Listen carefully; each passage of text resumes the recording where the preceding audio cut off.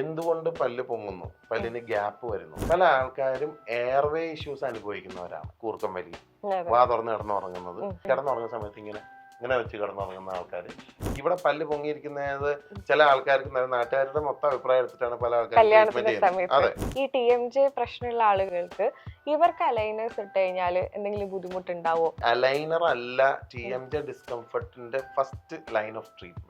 ഇപ്പൊ ഒരു fixed ortho ചെയ്ത് കറക്റ്റ് ചെയ്യാവുന്ന കേസ് മാത്രമാണ് അത് എന്നുണ്ടെങ്കിൽ yes, you can do aligner. നേരെ തെറ്റിയത് കറക്റ്റ് ചെയ്യാൻ വേണ്ടി വരുന്ന ആൾക്കാർക്ക് ഓൾറെഡി ഒരു ഒക്ലൂസൽ ഡിസീസ് ഉണ്ടാവും. ഈ ഒക്ലൂസൽ ഡിസീസ് എന്ന് പറഞ്ഞ ടേം പലരും യൂസ് ചെയ്യാറില്ല. ഏറ്റവും കൂടുതൽ നമ്മൾ യൂസ് ചെയ്യുന്ന രണ്ടാമത്തെ ജോയിന്റ് ആണ് TMJ. ആദ്യത്തെ ജോയിന്റ് അത് കണ്ടുപിടിച്ചു. ഓക്കെ, അലൈനറിന്റെ ആൾക്കാർ ചിലപ്പോൾ ആ സ്കാൻ ചെയ്യാൻ നമുക്ക് ചെയ്യാന്നുള്ളതേ പറയുള്ളൂ. പക്ഷെ ഇത് വളരെ important. This is for the dentist I am speaking. I am not just telling for the patient. ഏറ്റവും ഇമ്പോർട്ടന്റ് ആയിട്ടുള്ള കാര്യം എന്ന് പറയുന്നത് പേഷ്യന്റ് കോംപ്ലയൻസ് ആണ്. പേഷ്യന്റ് ഇൻസ്ട്രക്ഷൻസ് ഫോളോ ചെയ്ത് കൃത്യമായിട്ട് വെക്കാതെ ഒരു അലൈനറും റിസൾട്ട്സ് തരില്ല.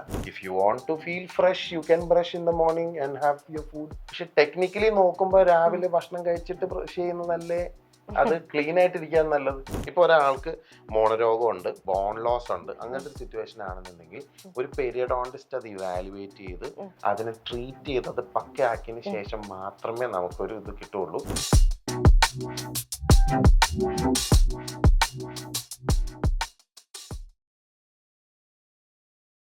നമ്മളിപ്പോ പല്ല് കമ്പിയിട്ടാലും അലൈനർ ഒക്കെ ഇട്ട് കഴിഞ്ഞാലും ഇതൊക്കെ കഴിഞ്ഞ് ഡോക്ടർ ഒറ്റക്കമ്പി എന്ന് പറഞ്ഞിട്ടുള്ള ഒരു സാധനം അല്ലെങ്കിൽ റീറ്റെയിനർ എന്ന് പറഞ്ഞിട്ടുള്ള ഒരു സംഭവം പേഷ്യൻസിന് കൊടുക്കും. പക്ഷെ കുറച്ചു കാലം കഴിഞ്ഞാല് വീടിന്റെ ഏതെങ്കിലും ഒരു കോണിലായിരിക്കും ഈ റീറ്റെയിനർ ഇരിക്കുക. എന്തുകൊണ്ടായിരിക്കും ഈ പേഷ്യൻസ് പല്ല് കമ്പിയൊക്കെ ഇട്ട് കഴിഞ്ഞ് ഈ റീറ്റെയിനറിന് അധികം ശ്രദ്ധിക്കാതെ പോകുന്നത്, അല്ലെ അതിനൊന്ന് കെയർ ചെയ്യാതെ പോകുന്നത് എന്തുകൊണ്ടാണ് റീറ്റെയിനർ അവിടെ ഇരിക്കുന്നതെന്നാണ് ചോദിക്കാൻ.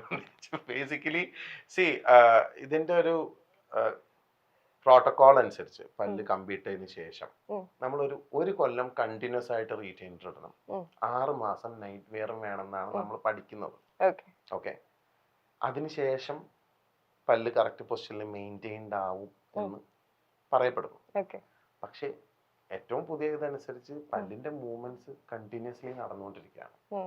അതുകൊണ്ടാണ് കുറെ നാളുകൾക്ക് ശേഷവും പല്ല് മൂവ് ചെയ്യുന്നു, ഗ്യാപ്പ് വരുന്നു, ഇതെല്ലാം പറയുന്നത്.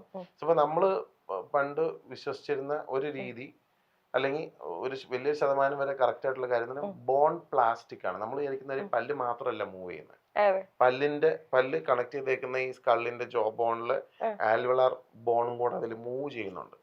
ഓക്കെ, അപ്പൊ ഈ പല്ലിനെ മൂവ് ചെയ്യുന്നതിനനുസരിച്ച് ഇതിന്റെ ഉള്ളിൽ റെസിഡൽ ഫോഴ്സ് മെയിൻ ഉണ്ടാവും. ഓക്കെ, നമ്മൾ റീറ്റൈനേഴ്സ് വെക്കുന്ന സമയത്ത് ആ പല്ലിനെ അവിടെ വെച്ചുകൊണ്ട് അതിന് ആ ഫോഴ്സസ് ഒക്കെ നോർമലായി അവിടെ ബോൺ ഫോം ചെയ്ത് കറക്റ്റ് പൊസിഷനിൽ ആ പല്ലുകളെ മെയിൻറ്റെയിൻ ചെയ്യിച്ചെടുക്കുക എന്നുള്ള ഒരു ജോലിയാണ് ഈ റീറ്റെയിനറിനുള്ളത്. ഇത് ചെയ്യാതെ ട്രീറ്റ്മെന്റ് കംപ്ലീറ്റ് ആവുന്നില്ല. ദ മൊമെന്റ് ആ റീറ്റെയിനർ അതിൽ നിന്ന് വിട്ടു, അപ്പോൾ ആ പല്ല് പൊങ്ങുന്നതിനുള്ള കാരണം അവിടെ ഉണ്ടെങ്കിൽ അത് നാക്ക് തള്ളുന്നതാവാം, വാ തുറന്ന് കിടക്കുന്ന പ്രശ്നമായിരിക്കാം, എന്ത് തന്നെയായിരിക്കും, അതുണ്ടെങ്കിൽ പല്ല് നീങ്ങാനുള്ള ചാൻസ് ഉണ്ട്. പല ആൾക്കാരും നമുക്കിവിടെ ക്ഷമയില്ലാത്തതുകൊണ്ടാണ്, മനസ്സിലായത്. പലപ്പോഴും ഇപ്പൊ നമ്മൾ US-ലോ പുറത്തുള്ള ഏതെങ്കിലും രാജ്യങ്ങളിലൊക്കെ പല്ലിന്റെ കമ്പി ഇടുന്നതൊക്കെ പലപ്പോഴും ചെറുപ്പത്തിലേ അവരെടുക്കും. ബിക്കോസ് അവരുടെ ഡെന്റൽ എഡ്യൂക്കേഷൻ റിഗാർഡിങ് ഈ ഒരു കാര്യം കുറച്ച് കൂടുതലാണ്. ഇവിടെ പല്ല് പൊങ്ങിയിരിക്കുന്നത് ചില ആൾക്കാർക്ക്, നാട്ടുകാരുടെ മൊത്തം അഭിപ്രായം എടുത്തിട്ടാണ് പല ആൾക്കാരും ട്രീറ്റ്മെന്റ് ചെയ്യുന്നത്. അതെ, അത് ഇപ്പൊ ചെയ്യണമെന്നും പറഞ്ഞിട്ട് വന്നിട്ടാണ് പലരും തിരക്ക് പിടിച്ചാണ് ട്രീറ്റ്മെന്റ് ചെയ്യുന്നത്. ട്രീറ്റ്മെന്റ് ചെയ്ത് അവർക്ക് സമാധാനമില്ല, ഒന്ന് നിർത്തി വേഗം തീർക്കണം എന്നുള്ള സംഭവമാണ്. അപ്പം അവിടെ റിക്വയർമെന്റ് എത്തിക്കഴിഞ്ഞാൽ പിന്നെ ബാക്കി കാര്യങ്ങൾ വിട്ടുപോകും, അവർ ഉപേക്ഷിക്കും. അവര് കൃത്യമായിട്ട് അത് ഉപയോഗിക്കാണ്ടിരുന്ന് കഴിയുമ്പോൾ പിന്നെ പല്ല് പൊങ്ങി കഴിഞ്ഞ് കഴിയുമ്പോൾ പല്ല് കമ്പി ഇട്ടതിന്റെ ഇത് മാത്രമേ പറയാനുണ്ടാവുള്ളൂ. ഇതില് വേറൊരു മിസ്റ്റേക്ക് എനിക്ക് മനസ്സിലായിട്ടുള്ള ഒരു കാര്യം എന്ന് പറഞ്ഞാല്, പലരും എന്തുകൊണ്ടാണ് പല്ല് പൊങ്ങിയേക്കുന്നത് എന്നുള്ളത് ഡയഗ്നോസ് ചെയ്തിട്ടില്ല. പല ആൾക്കാരും എന്തുകൊണ്ട് പല്ല് പൊങ്ങുന്നു, പല്ലിന് ഗ്യാപ്പ് വരുന്നു. എനിക്കിപ്പോ 30 വയസ്സായി, ഇപ്പോഴാണ് പല്ല് പൊങ്ങുന്നത്, അതിന്റെ കാരണം എന്താന്നുള്ളത് മനസ്സിലാക്കിയിട്ടില്ല. പല ആൾക്കാരും എയർവേ ഇഷ്യൂസ് അനുഭവിക്കുന്നവരാണ്. കൂർക്കം വലി, വാ തുറന്ന് കിടന്നുറങ്ങുന്നത്, ഈ പ്രശ്നങ്ങളൊക്കെ അനുഭവിക്കുന്ന ആൾക്കാർ, കിടന്നുറങ്ങുന്ന സമയത്ത് ഇങ്ങനെ വെച്ച് കിടന്നുറങ്ങുന്ന ആൾക്കാര്. അപ്പൊ താടിയുടെ പൊസിഷൻ, ഫിസിയോളജിക്കലി നാക്കിന്റെ പൊസിഷൻ ഒക്കെ തെറ്റിയിരിക്കുന്ന ആൾക്കാരായിരിക്കാം. പക്ഷെ ഈ ഒരു അലൈനർ പെട്ടെന്ന് കൊടുക്കണം, അലൈനർ കുറെ പൈസ കിട്ടും എന്നുള്ളൊരു ചിന്തയിലുള്ള ആൾക്കാരും അലൈനർ വെച്ചാൽ എന്റെ പല്ല് കമ്പി ഇടുമ്പോൾ ഉള്ള പ്രശ്നങ്ങൾ ഒഴിവാക്കാം, പല്ല് കമ്പി ഇടണാണ്ട് നമുക്ക് നമ്മുടെ ഗ്ലാമർ മെയിൻറ്റെയിൻ ചെയ്തുകൊണ്ട് സാധനം ചെയ്യാന്നൊക്കെ തിരക്ക് പിടിക്കുന്നത് കൊണ്ട് തന്നെ ഇതിന് പ്രോപ്പർ ഡയഗ്നോസിസ് ചെയ്യാതെ പെട്ടെന്ന് ഏറ്റവും ചീപ്പായിട്ട് ഒരു അലൈനർ ഉപയോഗിക്കാനും ശ്രമിക്കുന്ന പേഷ്യൻസും ഡോക്ടേഴ്സും ഉണ്ട്. ഓക്കെ, ഇതിന്റെ ഡയഗ്നോസിസ് ക്ലിയർ ആണെന്നുണ്ടെങ്കിൽ ഇതിന്റെ അപ്രോച്ച് മാറും, the way it is treated മാറും. അപ്പോ കൃത്യമായിട്ടുള്ള റീറ്റെയിനേഴ്സ് എങ്ങനെയാണ് കൊടുക്കേണ്ടത്, ഇന്നമാതിരി ചെയ്ത് കഴിഞ്ഞാൽ നമുക്ക് നല്ല റിസൾട്ട് കിട്ടും, പല്ലിന്റെ പൊസിഷൻ റീറ്റെയിൻഡ് ആവും ഓവർ എ പീരിയഡ്, ഇതെല്ലാം ഫോളോ ചെയ്ത് കഴിഞ്ഞാൽ നമുക്ക് പിന്നെ പല്ല് പൊങ്ങാത്ത രീതിയിലേക്ക് എത്തിക്കാം എന്നുള്ള ഒരു കോൺസെപ്റ്റിലല്ല പലരും വർക്ക് ചെയ്യുന്നത്. പലപ്പോഴും ഈ ട്രെൻഡിന്റെ ഒരു ആധിക്യത്തില് ആൾക്കാർ ഈ പെട്ടെന്നുള്ള റിസൾട്ട് കിട്ടാൻ മാത്രം നോക്കുന്നുള്ളൂ. ഇത് സ്റ്റെബിലൈസ് ചെയ്തുകൊണ്ടുള്ള ഒരു റിട്ടൻഷൻ മെയിൻറ്റെയിൻ ചെയ്യാനായിട്ട് ആരും ശ്രദ്ധിക്കാറില്ല. കാരണം ആ തിരക്കിൽ ഇത് വേഗം തീർന്നു കിട്ടുക, ഇതിനെ കൊണ്ട് ഒരു ഉപദ്രവം ഒഴിവാക്കി കിട്ടുക എന്നുള്ള ചിന്ത മാത്രമാണ് പലർക്കും ഉണ്ടാവുക. ഇത് ഇതിന്റെ ഒരു പ്രോസസ്സാണെന്നുള്ളത്, ഈ റീറ്റെയിനേഴ്സ് ഇടേണ്ടത് ആവശ്യമാണെന്നുള്ളതും പേഷ്യൻസിന് കൃത്യമായി എഡ്യൂക്കേറ്റ് ചെയ്യാന്നുള്ളതും ഡോക്ടേഴ്സിന്റെ കടമ തന്നെയാണ്. തിരക്ക് പിടിക്കാണ്ടിരിക്കുക എന്നുള്ള സാധനം അവനവന്റെ പേഴ്സണൽ ആയിട്ടുള്ള ഒരു മനസ്സിലാക്കേണ്ട കാര്യം കൂടെയാണ്. റീറ്റെയിനേഴ്സ് ആർ വെരി ഇമ്പോർട്ടന്റ്. ഈ TMJ പ്രശ്നമുള്ള ആളുകൾ അല്ലെങ്കിൽ ഈ ജോ പ്രശ്നമുള്ള ആളുകൾക്ക് ഇവർക്ക് അലൈനേഴ്സ് ഇട്ട് കഴിഞ്ഞാൽ എന്തെങ്കിലും ബുദ്ധിമുട്ടുണ്ടാവോ, അല്ലെങ്കിൽ ഈ അലൈനേഴ്സ് ഇട്ട് കഴിഞ്ഞാൽ ഇവരുടെ ഈ ജോന്റെ പ്രശ്നങ്ങൾ കൂടുമോ? അത് വളരെ ക്രിട്ടിക്കൽ ആയിട്ടുള്ള ഒരു ക്വസ്റ്റ്യൻ ആണ്. Okay, so TMJ already problem ഉള്ള ആളുകൾ എന്ന് പറയുന്ന ആളുകൾക്ക് ഓൾറെഡി പല്ല് റിലേറ്റഡ് ഒക്ലൂസൽ റിലേറ്റഡ് ഇഷ്യൂ ഉണ്ട്.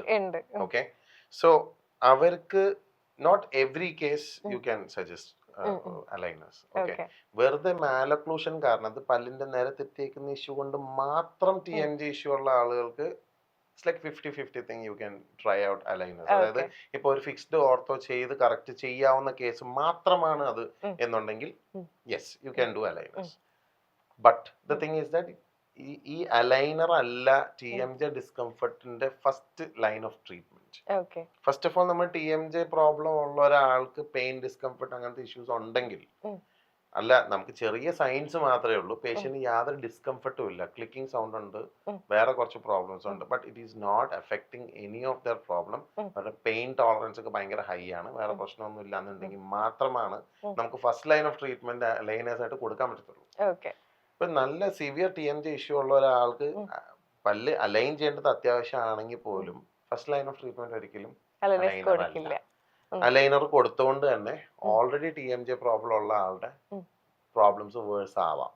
ഇപ്പൊ ഒത്തിരി പേഷ്യൻസ്, ഇപ്പൊ ഞാൻ നേരത്തെ അതിന് മുമ്പ് സംസാരിച്ച സമയത്ത് അങ്ങനെ ഉണ്ടാവാറുണ്ടോ എന്ന് വെച്ചാൽ there are patients who come to my clinic അല്ലെങ്കിൽ come to my practice where ഇവര് എവിടെയും ചെന്ന് കഴിയുമ്പോൾ ബൈറ്റിന്റെ പ്രശ്നമാണ്, നമുക്ക് അലൈനർ ഇട്ട് ശരിയാക്കാം, അലൈനർ കൊടുത്തതിന് ശേഷം ഇത് സിവിയർ ആയിട്ടുള്ള സിറ്റുവേഷൻസ് ഉണ്ട്. ഓക്കെ, സോ ഈ TMJയുടെ ഇഷ്യൂ എന്ന് പറയുന്നത് അതിനെ വേറൊരു എൻറ്റൈറ്റി ആയിട്ട് തന്നെ കണ്ട് അതിനെ നമ്മൾ കൺട്രോളിൽ വരുത്തിയതിന് ശേഷം മാത്രമേ ശരിക്കും അലൈനിങ് എന്ന് പറഞ്ഞ പ്രോസസ്സിൽ പോകാൻ പറ്റുള്ളൂ. അതിന് നമ്മൾ പല്ല് കമ്പി ഇട്ടുകൊണ്ടാണോ അലൈനർ ആണോ ഉപയോഗിക്കുന്നത് എന്നുള്ളത് നമുക്ക് അത് കഴിഞ്ഞ് തീരുമാനിക്കേണ്ട കാര്യമാണ്. അലൈനറിനെ നമുക്ക് അങ്ങനെ there is no freedom to just go okay let's do that aligner and then get it off എന്ന് പറയാൻ പറ്റില്ല. എന്ന വളരെ സിമ്പിൾ കേസസ് ഉണ്ട് where you can use aligners. അപ്പൊ അതിനൊരു പ്രോപ്പർ ഡയഗ്നോസിസ് വളരെ അത്യാവശ്യമാണ്. അപ്പൊ കാരണം ഈ TMJ വളരെ ഫിക്സ്ഡ് ആയിട്ട് TMJ ഇഷ്യൂ ആയിട്ട് തന്നെയുള്ള ഒരു പേഷ്യന്റിന് നമുക്ക് കൃത്യമായിട്ടുള്ള ഒരു പ്രോട്ടോകോൾ ഉണ്ട് ഫോളോ ചെയ്യേണ്ടത്. TMJ ഓൾറെഡി ബുദ്ധിമുട്ടുള്ള പേഷ്യന്റ് ആണെന്നുണ്ടെങ്കിൽ ഒരു കാരണവശാലും ഓക്കെ നമുക്ക് അലൈനർ ചെയ്യാന്ന് പറഞ്ഞിട്ട് ജസ്റ്റ് മാലക്ലൂഷൻ ഉള്ളത് കൊണ്ട് അലൈനർ ചെയ്യാൻ പാടില്ല. ഈവൻ പല്ല് കമ്പി ഇടുന്നതും ചിലപ്പോൾ പ്രശ്നം ഉണ്ടായേക്കാം. കാരണം വെച്ചാൽ TMJ റിലേറ്റഡ് പ്രോബ്ലം അത് വെച്ചോണ്ടാണ് ആ ട്രീറ്റ്മെന്റ് നടന്നുകൊണ്ടിരിക്കുന്നത്. അപ്പൊ പല്ല് മൂവ് ചെയ്യുന്നതിന്റെ പെയിൻ TMJയുടെ പെയിൻ രണ്ടും കൂടെ ഒരുമിച്ച് വരും. അപ്പൊ ഒരെണ്ണം എടുത്തിട്ട് അതിന്റെ കൂടെ വേറെണ്ണം കൂടെ ആഡ് ചെയ്ത പോലെ ഇരിക്കും. സോ ബേസിക്കലി നമ്മൾ ഇതിനെ ബ്രേക്ക് ഡൗൺ ചെയ്ത് നമ്മൾ ഐഡന്റിഫൈ ചെയ്ത് ഈ TMJയുടെ ഇഷ്യൂവിനെ സോർട്ട് ചെയ്ത് അത് പെയിൻ ഇല്ലാത്തൊരവസ്ഥയിലേക്ക് എത്തിയതിനു ശേഷം മാത്രമേ അലൈനേഴ്സോ പല്ല് കമ്പി ഇടലോ ചെയ്യാൻ പാടുള്ളൂ. അതിപ്പോ അലൈനർ എന്നുള്ളത് മാത്രമല്ല, പല്ല് കമ്പി ഇടുന്നത് പോലും നമ്മളത് അതിന് റെഡിയാണോ, അവർക്ക് ആ ടോളറൻസ് കിട്ടിയിട്ടുണ്ടോ എന്ന് മനസ്സിലാക്കിയതിന് ശേഷം മാത്രമേ ചെയ്യാൻ പാടുള്ളൂ. അപ്പൊ നമ്മൾ അലൈനേഴ്സ് ചെയ്യുന്നതിനേക്കാൾ മുന്നേ ആദ്യം TMJ ഇഷ്യൂസ് ഉണ്ടോ നോക്കണം അല്ലേ? അപ്പൊ അതുപോലെ നമ്മളിപ്പോ അലൈനേഴ്സ് ചെയ്യുകയാണെങ്കിൽ ചെയ്യുന്നതിന് മുന്നേ പ്രിപ്പയർ ചെയ്യേണ്ട 5 കാര്യങ്ങൾ, ശ്രദ്ധിക്കേണ്ട 5 കാര്യങ്ങൾ എന്തൊക്കെയാണ് എന്ന് ചോദിച്ചാ? ഓക്കെ, അലൈനേഴ്സ് ഇപ്പൊ ചെയ്യാൻ നിങ്ങൾ തുടങ്ങുകയാണെന്നുണ്ടെങ്കിൽ ശരിക്കും നല്ലൊരു ഇവാലുവേഷൻ ഭയങ്കര അത്യാവശ്യമാണ്. കഴിഞ്ഞ കുറേ വർഷങ്ങളായിട്ട് നമ്മുടെ ടീമൊക്കെ അലൈനേഴ്സ് ചെയ്യുന്നതിൽ ഞാൻ ഒരിക്കലും ഇത് ബൈ ബുക്കിന്റെ അല്ല, ബൈ എക്സ്പീരിയൻസ് എന്ന് പറയുന്ന ഒരു കാര്യം. ഒത്തിരി കാര്യങ്ങൾ ഇവാലുവേറ്റ് ചെയ്തതിന് ശേഷം മാത്രമേ ഞാനിപ്പോ അലൈനേഴ്സ് സജസ്റ്റ് ചെയ്യാറുള്ളൂ. ഓക്കെ, അപ്പൊ അതിൽ ഏറ്റവും വലിയ കാര്യം എന്ന് പറഞ്ഞാൽ, ഏറ്റവും ആദ്യത്തെ കാര്യം മേ ബി പെരിയോഡോണ്ടൽ സ്റ്റാറ്റസ് ആയിരിക്കും. പെരിയോഡോണ്ടൽ സ്റ്റാറ്റസ് മോണയുടെ ബലം എങ്ങനെയുണ്ട്, ഇവര് ശരിക്കും നമുക്കൊരു അലൈനർ കൊടുക്കാൻ പറ്റുന്ന പേഷ്യന്റ് ആണോ? അപ്പൊ അതിന് എക്സ്റേ ആവശ്യമുണ്ട്. ഓഫ്ലൈനിൽ നമ്മൾ പേഷ്യന്റ്, ഞാൻ ഓൺലൈൻ ചെയ്യുന്നതുകൊണ്ടാണ് അതിൽ പറഞ്ഞത്, ഓൺലൈൻ എന്ന് പറഞ്ഞത്. Basically into the clinic patient വന്നു കഴിയുമ്പം ഇവാലുവേറ്റ് ചെയ്യുമ്പം അവരുടെ മോണയുടെ ഹെൽത്ത് എങ്ങനെയുണ്ടെന്നുള്ളത് ഇവാലുവേറ്റ് ചെയ്യുന്നത് വളരെ ഇമ്പോർട്ടന്റ് ആണ്.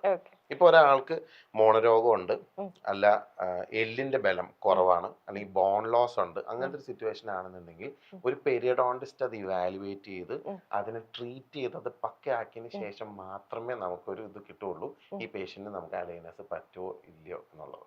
അതൊന്ന്. സെക്കൻഡ് തിങ്, നമ്മുടെ മാലോക്ലൂഷൻ ക്ലാസിഫൈ ചെയ്യണം. ഇപ്പോ ഏത് ടൈപ്പ് ഓഫ് പ്രോബ്ലം ആണ് നമ്മൾ സോൾവ് ചെയ്യാൻ പോകുന്നത്. അലൈനേഴ്സ് വെച്ചിട്ട് ഇപ്പൊ സിമ്പിൾ ആയിട്ട് പറയുകയാണെങ്കിൽ, ഇപ്പം this is for normal people to understand. It's not just നമ്മളൊരു ഡെന്റിസ്റ്റുമാരുടെ എക്സാം എഴുതാൻ പോകുന്ന രീതിയിൽ പറയുന്ന ക്ലാസിഫിക്കേഷൻ അല്ല. ഈസി ആയിട്ട് പറയുകയാണെങ്കിൽ ഒരു മൈൽഡ്, മോഡറേറ്റ്, ഡിഫിക്കൽട്ട് എന്ന് പറഞ്ഞ് നമ്മൾ നോക്കുവാണെങ്കിൽ ഏത് കാറ്റഗറിയിലാണ് ഇത് വരുന്നത്? അതായത് ചെറിയൊരു പ്രശ്നമാണോ, അത് ഭയങ്കര ക്രൂക്കഡ് ടീത്താണോ, ഇതിൽ നമ്മുടെ സ്കെലിറ്റൽ കോമ്പണൻസ് ഇൻവോൾവ് ആണോ, ഡെവലപ്മെന്റൽ ഇഷ്യൂസ് ഉണ്ടോ? അപ്പൊ അങ്ങനെയൊക്കെ വരുമ്പോൾ ഇതിന്റെ കാറ്റഗറൈസേഷൻ വരും. എല്ലാ കേസസിലും നമുക്ക് അലൈനേഴ്സ് സജസ്റ്റ് ചെയ്യാൻ പറ്റത്തില്ല. ചിലപ്പോൾ ഫിക്സ്ഡ് ആയിട്ട് തന്നെ ചെയ്താലാണ് ഏറ്റവും നല്ല റിസൾട്ട് കിട്ടുള്ളൂ. എന്നേ ഈ പേഷ്യന്റിന് അലൈനറേ പറ്റുള്ളൂ എന്നുണ്ടെങ്കിൽ അതിന് ആ കാറ്റഗറിയിലുള്ള ഒരു പാക്കേജോ അല്ലെങ്കിൽ ആ ടൈപ്പ് ഓഫ് അലൈനേഴ്സോ വേണ്ടി വന്നേക്കാം. ചിലപ്പോൾ എക്സ്ട്രീം പ്രശ്നങ്ങളുള്ളത് ചിലപ്പോൾ നമുക്ക് ഒരു സാധാരണ അലൈനർ സിസ്റ്റം വെച്ച് ചെയ്യാൻ പറ്റിയെന്ന് വരില്ല. നമുക്ക് അവിടെ ചിലപ്പോൾ ഏറ്റവും റെപ്യൂട്ടഡ് ആയിട്ടുള്ള, ഏറ്റവും നല്ല മെറ്റീരിയൽ യൂസ് ചെയ്യുന്ന, നല്ല മൂവ്മെന്റ്സ് കിട്ടുന്ന, ഏറ്റവും നല്ല അറ്റാച്ച്മെന്റ്സ് ഉള്ള, ഏറ്റവും നല്ല സിസ്റ്റം ഉള്ള അലൈനർ തന്നെ വേണ്ടി വന്നേക്കാം. അപ്പൊ ഈ പറയുന്ന മാതിരി അത് ഫിനാൻഷ്യലി വയബിൾ ആണോ എന്നുള്ള ഒരു പ്രശ്നം കൂടെ വരും. അങ്ങനത്തെ ഒരു കാര്യം കൂടെ ഉണ്ട്. മൂന്നാമത്തെ കാര്യം എന്ന് പറഞ്ഞു കഴിഞ്ഞാൽ TMJയുടെ ഹെൽത്ത് ആണ്, ജോ ഹെൽത്ത് ആണ് നമ്മൾ നോക്കുന്നത്. നമ്മൾ നേരത്തെ പറഞ്ഞതുപോലെ തന്നെ TMJ ഓൾറെഡി ഇവർക്ക് TMJ റിലേറ്റഡ് പ്രോബ്ലംസ് ഉണ്ടാവും. അപ്പൊ അതിന്റെ അർത്ഥം നമ്മുടെ ഡയഗ്നോസിസ് ഇതിൽ വന്നു. എന്തുകൊണ്ടാണ് ഈ പേഷ്യന്റിന് ഓൾറെഡി ഈ പ്രോബ്ലം ഉള്ളത്? ഈ പ്രോബ്ലം വന്നത് TMJ ഇഷ്യൂ കാരണമാണോ? ഇവർക്ക് എയർവേയുടെ ഇഷ്യൂ ഉണ്ടോ? ഇവർക്ക് എയർവേ ഇഷ്യൂ ഉണ്ടെങ്കിൽ അത് നമ്മൾ സോർട്ട് ചെയ്തിട്ടുണ്ടോ? ഈ ആൾക്ക് ENTയുടെ ആവശ്യമുണ്ടോ? ENT ചെക്ക് ചെയ്ത് നോക്കിയിട്ട് അവരുടെ എന്തെങ്കിലും ട്രീറ്റ്മെന്റ് ചെയ്യേണ്ടതായിട്ടുണ്ടോ? ഇവരുടെ പോസ്റ്റർ കറക്ഷൻ ആവശ്യമുണ്ടോ? ജോയുടെ ഹെൽത്ത് കറക്റ്റ് ആണോ? ജോ ഹെൽത്ത് കൃത്യമായിട്ട് മെയിൻറ്റൈൻഡ് ആണോ? മെയിൻറ്റൈൻഡ് അല്ലെങ്കിൽ അത് കാലിബ്രേറ്റ് ചെയ്തതിന് ശേഷമാണോ നമ്മൾ ഇത് ചെയ്യേണ്ടത്?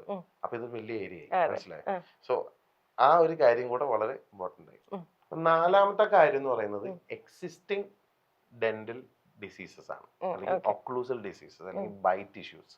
അതായത് പലപ്പോഴും നേരെ തെറ്റിയത് കറക്റ്റ് ചെയ്യാൻ വേണ്ടി വരുന്ന ആൾക്കാർക്ക് ഓൾറെഡി ഒരു ഒക്ലൂസൽ ഡിസീസ് ഉണ്ടാവും. ഈ ഒക്ലൂസൽ ഡിസീസ് എന്ന് പറഞ്ഞ ടേം പലരും യൂസ് ചെയ്യാറില്ല. ഇത് ബേസിക്കലി നമ്മൾ പ്രോസ്തെറ്റിക്കലി കറക്റ്റ് ചെയ്യാൻ വേണ്ടി നോക്കുന്ന സമയത്ത് എക്സിസ്റ്റിംഗ് ഡിസീസ് എന്താണെന്നുള്ളതിന് ഇവാലുവേറ്റ് ചെയ്തുകൊണ്ടായിരിക്കും നമ്മൾ ചെയ്യുന്നത്. So from my point of view, ഈ പേഷ്യന്റിന് ഓൾറെഡി ഉള്ള പ്രോബ്ലം എന്താണ്? ഇവർക്ക് ഓൾറെഡി ഒരു ബൈറ്റ് ഇഷ്യൂ ഉണ്ടോ? ആ ബൈറ്റ് ഇഷ്യൂ നമ്മുടെ ഈ അലൈനർ ചെയ്യുന്ന സമയത്ത് അതിന് ഇന്റർഫിയർ ചെയ്യുമോ? Is it going to be disturbed? ഈ കാര്യങ്ങൾക്ക് പ്രോപ്പർ ഇവാലുവേഷൻ ആവശ്യമാണ്. ഇത് നമ്മൾ ജസ്റ്റ് നോക്കുമ്പോൾ ചിലപ്പോൾ മനസ്സിലാവണമെന്നില്ല. നമ്മൾ ഇവാലുവേറ്റ് ചെയ്യുന്നത് എക്സ്റേസ് വെച്ചിട്ടായിരിക്കാം, റേഡിയോഗ്രാഫ്സ് വെച്ചിട്ടോ സ്കാൻസ് വെച്ചിട്ടോ, അല്ലെങ്കിൽ നമ്മൾ ക്ലിനിക്കലി ചെക്ക് ചെയ്ത് നോക്കുന്ന സമയത്ത് ആളുടെ ജോ മൂവ്മെന്റ്, ബൈറ്റ് ചെയ്യുന്ന സമയത്ത് അയാളുടെ ജോ മൂവ്മെന്റ് ഒരു പ്രത്യേക രീതിയിലാണ്. ആൾക്ക് ചിലപ്പോൾ ഇതുവരെ ഐഡന്റിഫൈഡ് അല്ലാത്ത ഒരു ഡിസ്കിന്റെ ഇഷ്യൂ ഉണ്ടായേക്കാം, അത് റിലേറ്റഡ് ആയിട്ട് ബൈറ്റിന്റെ ഇഷ്യൂ ഉണ്ടാവും. ബൈറ്റിന്റെ ഇഷ്യൂ റിലേറ്റ് ചെയ്തുകൊണ്ട് ഈ പ്രശ്നം ഉണ്ടായിട്ടുണ്ടാവാം.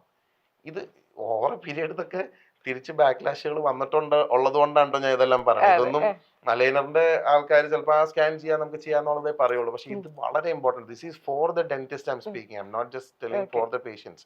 ഏതെങ്കിലും പുതിയതായിട്ട് അലൈനേഴ്സ് ട്രൈ ചെയ്യുന്ന ആൾക്കാർ ഇത്രയും കാര്യങ്ങൾ ശ്രദ്ധിച്ചിരിക്കണം. അഞ്ചാമത്തെ കാര്യം, ഏറ്റവും ഇമ്പോർട്ടന്റ് ആയിട്ടുള്ള കാര്യം എന്ന് പറയുന്നത് പേഷ്യന്റ് കോംപ്ലയൻസ് ആണ്. പേഷ്യന്റ് കോംപ്ലയൻസ് എന്ന് പറഞ്ഞു കഴിഞ്ഞാൽ ഇത് ഇന്നൊരു മൂഡിന് വെക്കണതാണോ, ഇത് ചെയ്യാൻ പറ്റുമോ? ഞാൻ ഇത് പഠിച്ചത് എൻ്റെ ഏറ്റവും നിയർ ആൻഡ് ഡിയർ ആയിട്ടുള്ള ഒരു പേഷ്യന്റിന്റെ വൈഫിനെ കൊണ്ടാണ്. ഇവര് UK പേഷ്യന്റ് ആണ്. ഡോക്ടറെ എനിക്കൊരു അലൈനർ എല്ലാരും വെക്കുന്ന കണ്ടിട്ട് നമുക്ക് വേണം. അല്ല, അവർക്ക് പല്ല് പൊങ്ങിയേക്കുന്ന ഇഷ്യൂ ഉണ്ട്, അവർക്ക് ഒന്ന് ഒതുക്കണം, ഡോക്ടർ ഒന്ന് ഹെൽപ്പ് ചെയ്യും. അപ്പൊ ഞാൻ പറഞ്ഞു ഓക്കെ ശരി, നമുക്ക് ഇതൊരു 12 monthsന്റെ ട്രീറ്റ്മെന്റ്, 10 monthsന്റെ ട്രീറ്റ്മെന്റാണ്. So the 12th month when you come back from UK, ഇവര് പേഷ്യൻസ് UK എന്റെ ഓൾമോസ്റ്റ് എല്ലാ പേഷ്യൻസും കുറച്ച് അബ്രോഡ് പേഷ്യൻസ് ആണ് എനിക്ക് ഏറ്റവും കൂടുതലുള്ളത്. Some reason my reach is like that. അപ്പൊ എനിക്ക് പേഷ്യൻസ് വരുന്നത് പല സ്ഥലത്തു നിന്നാണ്, അവരെല്ലാവരും ഇതുപോലെ ട്രാവൽ. അപ്പൊ ഇത് എനിക്ക് നേരത്തെ പരിചയമുള്ള പേഷ്യന്റ് ആണ്, ഏറ്റവും പരിചയമുള്ള, എന്നോട് വളരെ ഫ്രണ്ട്ലി ആയിട്ടുള്ള പേഷ്യന്റ് ആണ്. ഇവര് നിർബന്ധമായിട്ടും അലൈനേഴ്സ് വേണം, അവർക്ക് വേറെ മാർഗമല്ല, ഇവർ ആകെ 10 ദിവസം ഇവിടെ ഉള്ളൂ. ഇവർക്ക് തിരിച്ചു പോകുമ്പോൾ അവിടെ പോയിട്ട് നമുക്ക് ഇത്ര എക്സ്പെൻസീവ് ട്രീറ്റ്മെന്റ്സ് അവിടെ എടുക്കാൻ പറ്റത്തില്ല. സോ അതുകൊണ്ട് അവര് സ്റ്റാർട്ട് ചെയ്തതാണ് treatment. After 1 year they came back. അപ്പോൾ ഹസ്ബൻഡ് മാത്രമേ വന്നിട്ടുള്ളൂ.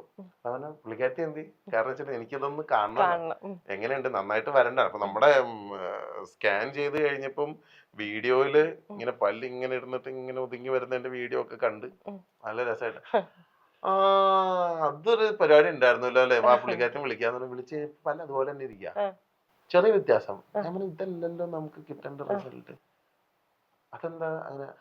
അത് ഞാനെന്ന് പറഞ്ഞാൽ ഞാൻ ആദ്യം 2 മാസം വെച്ചു.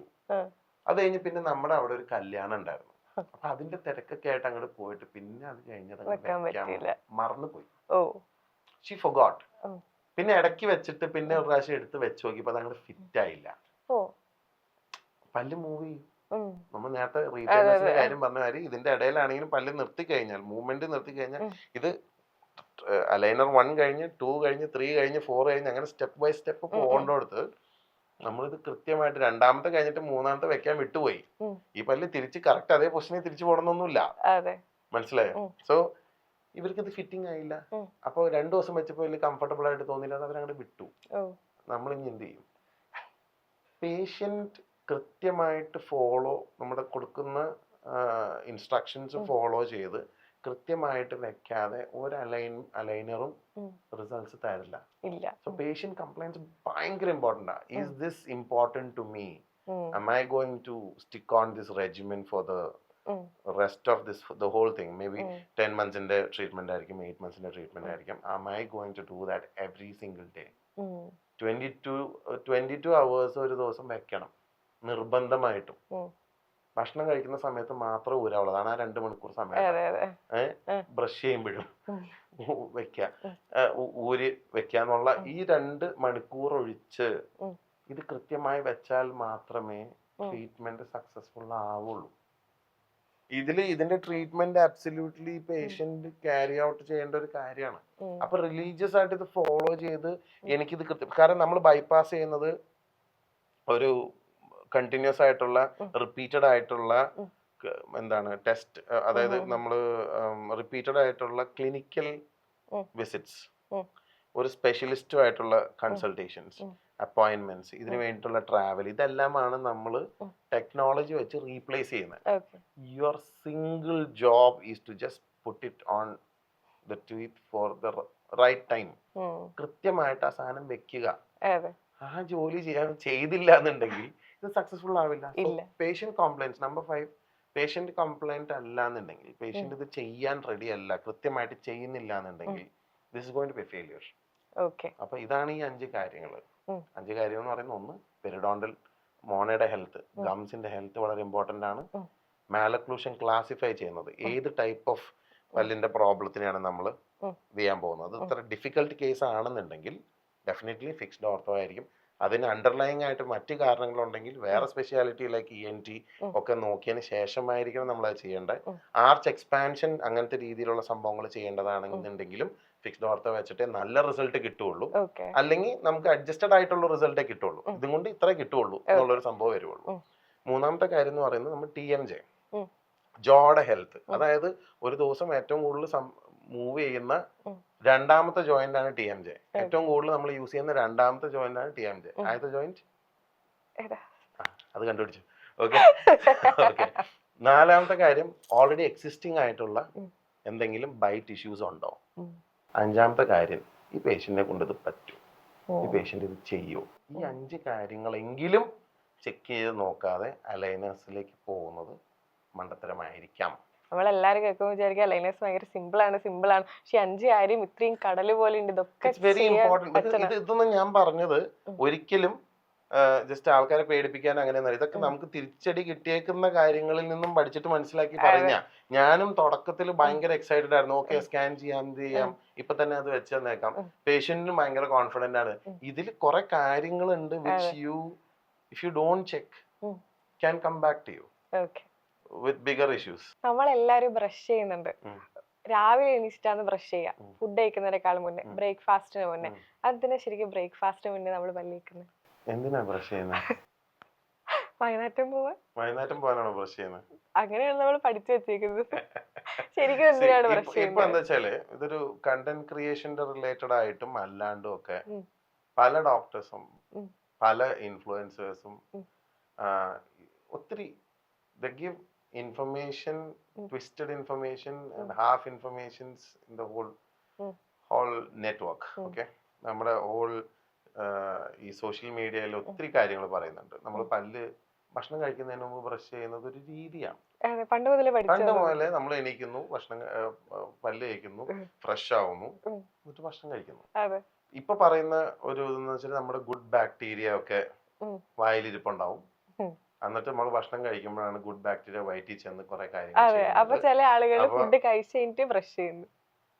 അപ്പൊ ഞാൻ പറയുന്ന വെച്ചാൽ ഇപ്പൊ ഈ ഗുഡ് ബാക്ടീരിയ ആണ് നമ്മളെ കുറെ കാര്യങ്ങൾ ചെയ്യുന്നതെന്ന് എവിടെയും പ്രൂവ് ചെയ്തിട്ടൊന്നുമില്ല. It's just a notion. The whole idea of brushing is to keep it clean. Okay, അതായത് നമ്മുടെ ഇപ്പൊ എന്തുകൊണ്ട് രാത്രി ബ്രഷ് ചെയ്യണോ എന്ന് പറഞ്ഞു. നിങ്ങൾ രാവിലെ ബ്രഷ് ചെയ്യുന്ന കാര്യം പറഞ്ഞു. അതിന് മുമ്പുള്ള ഒരു രാത്രിയുണ്ട്. ആ രാത്രിയിൽ ബ്രഷ് ചെയ്യാതിരിക്കുന്നതാണ് ഏറ്റവും വലിയ പ്രശ്നം. ഓക്കെ, സോ ജസ്റ്റ് തിങ്ക്, നമ്മൾ രാത്രി കിടക്കുന്ന സമയത്ത് ഭക്ഷണം കഴിച്ചിട്ട് നമ്മൾ കിടക്കും. നമ്മുടെ പല്ലുകളുടെ സർഫസിലും പല്ലുകൾക്ക് ഇടയിലും ഫുഡ് സ്റ്റക്ക് ആയിട്ട് ഇരിക്കുവാണെന്ന് കരുതുക. ഈ ഫുഡ് എന്ന് പറഞ്ഞാൽ 1 കിലോ ഫുഡൊന്നും അല്ല, ഞാൻ ഒരു ശകലം ഇരുന്നാലും മതി. അത് കാർബോഹൈഡ്രേറ്റ് ആവാം, എനി അതർ സംതിങ് ആവാം. ഇതിലേക്കൊക്കെ നമ്മുടെ വായിലുള്ള normal bacteria will go and work on it. Okay, അതിൽ ആസിഡ് പ്രൊഡക്ഷൻസ് ഉണ്ടാവുന്ന സമയത്ത് ഇനാമലിനെ അത് ബാധിക്കും. അതായത് ഇനാമൽ അത് സോഫ്റ്റൻ ആവും, അവിടെ കേടുവരാനുള്ള സാധ്യത കൂടും, അങ്ങനെയൊക്കെ സംഭവിക്കും. അപ്പൊ ശരിക്കും നമ്മൾ എന്താ ചെയ്യണ്ടേ? രാത്രി ബ്രഷ് ചെയ്യുമ്പോൾ പല്ലിന്റെ അങ്ങനെ ഇരിക്കുന്ന ആ സാഹചര്യം ഉണ്ടാക്കുന്ന ആ ഫുഡ് ഡെബ്രി റിമൂവ് ചെയ്യാന്നുള്ളതാണ് നമ്മൾ ചെയ്യേണ്ടത്. അങ്ങനെ ബ്രഷ് ചെയ്തിട്ടുണ്ടെങ്കിൽ രാവിലെ അത് അവിടെ ഇല്ലല്ലോ. രാവിലെ നാച്ചുറലി വായിലുള്ള സാധനമാണ് അവിടെ ഉള്ളത്. If you want to feel fresh, you can brush in the morning and have your food. Technically speaking after food നമ്മൾ ബ്രഷ് ചെയ്യണമല്ലോ. രാവിലെയും വൈകിട്ടും ബ്രഷ് ചെയ്യുന്നതെന്ന് പറയണതിന്റെ കാരണം ഇന്നതാണ്. അത് ഭക്ഷണത്തിന് മുമ്പ് ബ്രഷ് ചെയ്യണമെന്നോ ശേഷം ബ്രഷ് ചെയ്യണമെന്നോ പറഞ്ഞിട്ടില്ല. പക്ഷെ ടെക്നിക്കലി നോക്കുമ്പോ രാവിലെ ഭക്ഷണം കഴിച്ചിട്ട് ബ്രഷ് ചെയ്യുന്നതല്ലേ അത് ക്ലീൻ ആയിട്ടിരിക്കാൻ നല്ലത്. ഐ മീൻ കേട് വരാതിരിക്കാൻ നല്ലത്, ഫുഡ് അവിടെ ഇരുന്ന് പ്രശ്നം ഉണ്ടാകാതിരിക്കാൻ. So there is A call you can make. U can brush again after. ഇതിലൊന്നും നഷ്ടപ്പെടാൻ പോകുന്നില്ല. ബ്രഷ് ചെയ്താലൊന്നും സംഭവിക്കില്ല. ഫ്രഷ് ആയിട്ടിരിക്കുന്നു. ഇപ്പൊ ഞാൻ രാവിലെ ഓഫീസിലേക്ക് പോവാൻ നിൽക്കുന്ന സമയത്ത് ഞാൻ ഭക്ഷണം കഴിക്കുന്നില്ല. But I don't want that ഒരു ബാഡ് ബ്രെത്തോ അല്ലെങ്കിൽ നമ്മുടെ ഒരു മുഷിഞ്ഞ ഒരു സ്മെല്ലോ ഒന്നും വരേണ്ട ഇതില്ല. And brushing makes you feel A little more fresh. Yes, you can brush. What is wrong in it? ഭക്ഷണം കഴിച്ചതിന് ശേഷം ബ്രഷ് ചെയ്താൽ അത് ആ ഒരു പേർപ്പസിനെ മീറ്റ് ചെയ്യും. ഫ്രഷ് ആവാനുള്ള ഒരു, അതായത് നമ്മുടെ പേഴ്സണൽ ഹൈജീന്റെ പാർട്ടായിട്ട് രാവിലെ ഭക്ഷണം കഴിക്കുന്നതിന് മുമ്പ് നമ്മൾ എവിടെയും ട്രാവൽ ചെയ്യുന്നതിന് മുമ്പ് ബ്രഷ് ചെയ്താൽ ഇറ്റ് ഇസ് ഗുഡ്. ഭക്ഷണം കഴിച്ചതിന് ശേഷം നമ്മുടെ പ്രിവെൻഷൻ ഫ്രം ഈ ഡെന്റൽ കേരീസ് അങ്ങനത്തെ സംഭവങ്ങൾക്ക് വേണ്ടിയിട്ട് ബ്രഷ് ചെയ്യുന്നത് അങ്ങനെയും ഗുണമുണ്ട്. നമ്മൾ അതിന്റെ ശരിയായ ഭാഗം എടുക്കുക. നമ്മൾക്ക് ഏതാണ് സാധിക്കുന്നത് യു ക്യാൻ ഡു. ഇപ്പൊ പല്ല് കമ്പി ഇടുന്ന ആൾക്കാരാണ്, അവര് ദിവസം 4 പ്രാവശ്യം ബ്രഷ് ചെയ്യും. കൃത്യമായിട്ട് പോകുന്ന ആൾക്കാർ ഞാൻ പറയുന്നത്. പല്ല് കമ്പി ഇട്ടേക്കുന്ന ആൾക്കാരുടെ ഫുഡ് എല്ലാ സമയത്തും കയറിയിരിക്കും. അപ്പൊ ചിലര് ചെറിയൊരു ബ്രഷ് കൊണ്ടു നടക്കും. അവർ ക്ലീൻ ചെയ്യും, ബ്രഷ് ചെയ്തുകൊണ്ടിരിക്കും. കാരണം അത് അവിടെ ഇരുന്നാൽ സ്മെൽ ഉണ്ടാവാം, പല്ലിന് കേടുവരാം, മോണയ്ക്ക് ഇൻഫെക്ഷൻ വരാം, ഇത്രയും കാര്യങ്ങൾ സംഭവിക്കാം. So they brush regularly. ആരും നിങ്ങളോട് ബ്രഷ് ചെയ്യണ്ടെന്ന് പറയുന്നില്ലല്ലോ. You can brush. ബ്രഷ് ചെയ്താൽ പല്ല് തേഞ്ഞു പോവില്ലല്ലോ. അങ്ങനെ തേഞ്ഞു. സി, ഒരു കാര്യം തെറ്റായിട്ട് ചെയ്യുന്നതുകൊണ്ട് സംഭവിക്കാം, but for the purpose of cleaning it നിങ്ങൾക്ക് എപ്പോഴും പേസ്റ്റ് ഉപയോഗിക്കണമെന്നില്ല, ബ്രഷ് വെച്ചിട്ട് തന്നെ ക്ലീൻ ചെയ്ത് കളയാലോ. That is there. So here you have to make a choice whether you want to keep it clean. നമ്മൾ ഭയങ്കര ഹൈജീൻ നോക്കുന്ന ഒരാളാണ്, നന്നായിട്ട് ക്ലീൻ ആയിട്ടിരിക്കുന്ന ആഗ്രഹം. ഉച്ചയ്ക്ക് ചോറുണ്ട് കഴിഞ്ഞാൽ അല്ലെങ്കിൽ ഉച്ചയ്ക്ക് ലഞ്ച് കഴിച്ചു കഴിഞ്ഞാൽ ബ്രഷ് ചെയ്യണ്ട എന്നാരും പറഞ്ഞിട്ടില്ലല്ലോ. നമ്മുടെ ശീലം രാവിലെ എണീക്കുമ്പോൾ ബ്രഷ് ചെയ്യുന്നു, നമ്മൾ കുട്ടപ്പനാവുന്നു കുട്ടപ്പിയാവുന്നു എന്തെങ്കിലും ആയിക്കോട്ടെ. പക്ഷെ ഇത് നമ്മൾ ശീലം ആണ്, മനസ്സിലായോ? പേർപ്പസ് വെച്ച് നോക്കിക്കഴിഞ്ഞാൽ after our food you can brush, you can decide whether you need to brush or not. Simple. ഇത്രയും സിമ്പിൾ ആയി പറഞ്ഞൊരു ഡോക്ടറെ ആദ്യമായിട്ട് സിമ്പിൾ ആയിട്ട് കുറച്ച് കൂടുതൽ പറഞ്ഞു.